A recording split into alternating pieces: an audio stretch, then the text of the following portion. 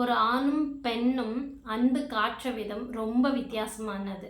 ரிலேஷன்ஷிப்பில் இருக்க நிறைய பிரச்சனைக்கு தீர்வு வேணும்னா இந்த ஒரு விஷயத்த புரிஞ்சுக்கோங்க. ஆண்கள் எப்போவுமே லாஜிக்கலாக யோசிப்பாங்க, ஆனால் பெண்கள் எப்போவுமே எமோஷ்னலாக தான் யோசிப்பாங்க. பெரும்பாலும் ரிலேஷன்ஷிப்பில் பெண்கள் தனக்கு பிரச்சனைன்னு வரும்போது தன்னுடைய மேன் கிட்ட சொல்லும்போது உடனடி தீர்வை எதிர்பார்க்கல.